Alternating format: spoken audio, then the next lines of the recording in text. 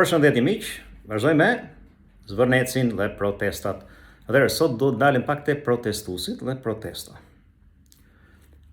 Pra të gjithashtu duhet të cek pak pjesën e elitës që e kemi diskutuar pak ditësh, që pse elita jon rrin gjumë, pse nuk flet. Pse nuk jep një mendim parimor. Atëherë, më vjen mirë nga ana tjetër që kanë filluar pak në to 3-4 ditët e fundit që disa zëra cilësor, personazhe publik cilësor kanë filluar të thrasin arsyes, kanë filluar të shmontojnë dhe ata dal nga dal gënjeshtrat e kësaj proteste. Domethënë të shmontojnë atë ambalazhin e bukur të kësaj proteste, sepse është ambalazhuar bukur kjo, me slogane të bukura. Por pas ambalazhit ka qëllime shumë të errta.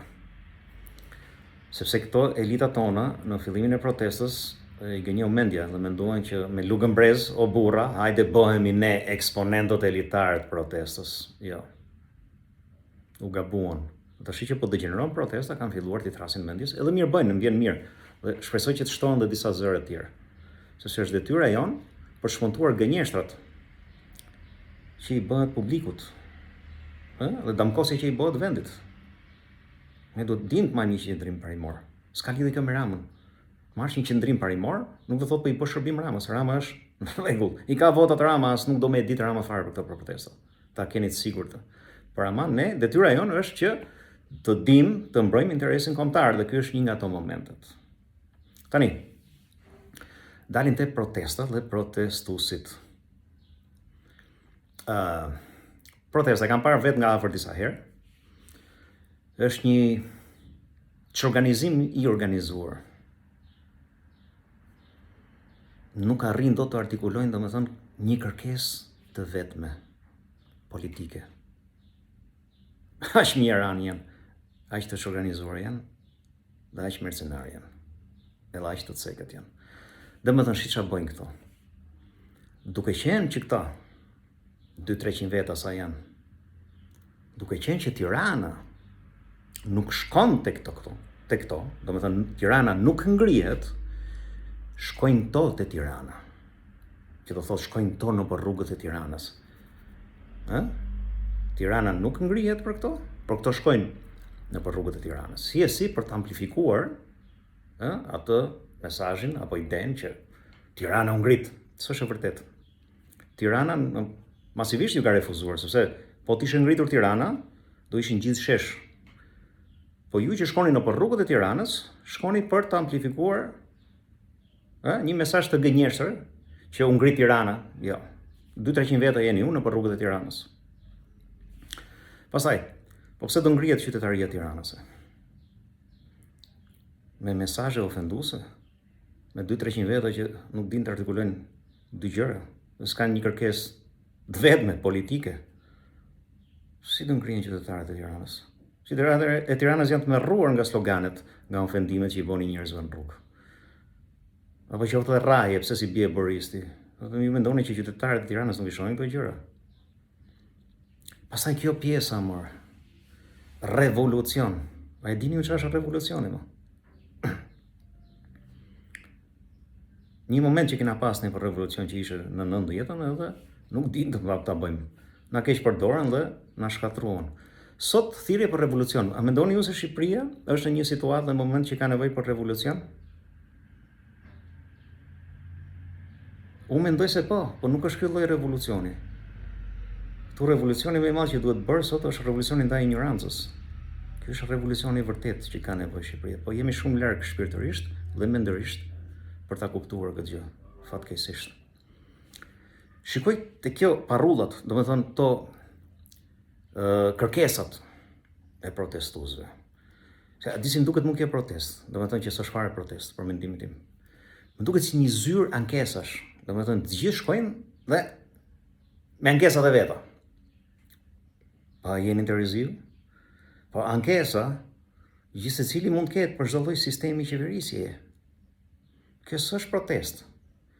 Kjo është protestë ankesash. Gjithë shkojnë aty, njëri për naftën, njëri për detin, njëri për grekun, njëri për italianin, njëri për pensionin, njëri për ilaçet, njëri për drejtësi, njëri për politikën, njëri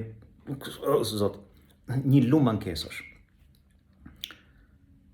S'është protestë kjo. Kjo është një zyrë, nëse mund ta quash një zyrë rruge për dëgjuar ankesat e njerëzve. Edhe qa? Të ankimusit ta mendoni se gjen zgjidhje tek protestuesit që i gënjejnë se do zgjidhin në ankesat e tyre. Është një gënjeshtër.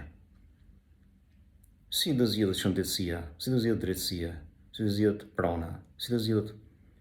Ju nuk keni gjendje të artikuloni një kërkesë politike, një të qartë. Një nuk arrini të bëni dot. E jo më adresoni lumin e ankesave që kanë gjithë secili. Domethënë gjithë secili mund vi aty dhe tankohet për gjithçka. Kjo është një nonsens alla shqiptar që do ta quajmë. Unë s'e kam parë mes me vend botës, domethënë, që bëhet një protestë. Ka që të organizuar, ku gjithë secili mund shkoj me ankesat që ka, pafund, ca me të drejtë, ca pa të drejtë, dhe të mendoj që do gjejnë zgjidhje te kjo lloj proteste. Kjo është një çmenduri alla shqiptarësh. Po gjellë shumë për të diasporën, edhe nuk e kam fjalën tu gjithmonë me respektin më të madh për diasporën shqiptare, por nuk e kam fjalën këtu për shqiptarët që kanë vite që nuk vinë këtu, ato që janë të super integruarit jashtë shtetit, që vinë shumë rrallë këtu. Por flas për këto që vinë rregullisht. Domethënë, këto që vinë rregullisht, unë me sa e ndjeni, këta pjesa më e madhe e këtyre në përgjithësi vinë për të rregulluar dhëmbën në Shqipëri, nuk është se vinë për protesta. Prandaj më habit kjo pjesa, unë ngritëm gjithë të shqiptarët në kam, kështu. Nuk është rasti kjo. Këto shqiptarë paguhen. 100% këto shqiptarë paguhen. Unë kam informacione që këto paguhen. Sepse më kanë ardhur mesazhe që këto paguhen. Vika shqiptari këtu, nga atje, që ka shku prej çap buk, vika në protestu. Mos të nëshisni këto dënglën e, këto gënjeshtrën e. Dakord? Do me thënë, kjo lloj proteste, siç e kemi cekur shumë herë më përpara, nuk ka asnjë qëllim konstruktiv për demokracinë, për Shqipërinë, apo të zgjidhë hallet e shqiptarëve që i bashkangjitet kësaj proteste. Për mendimin tim, kjo protestë do të degenerojë në ditën e vijim, sepse thelbi i kësaj proteste ka qenë gjithmonë huliganizmi, dhuna dhe ignoranca. Kjo ka qenë motori gjenerus i kësaj proteste. Pavarësisht aty ka ngjyra të ndryshme, por motori gjenerus, e forca që e ka çuar përpara, kanë qenë pikërisht huliganizmi, dhuna dhe ignoranca. Pse kjo protestë nuk i bën mirë Shqipërisë? Nuk i bën mirë Shqipërisë sepse është një protestë që nuk artikulon asgjë politike. Është një protestë që udhëhiqet nga njerëz të ndryshëm që nuk mund të jenë dot një alternativë.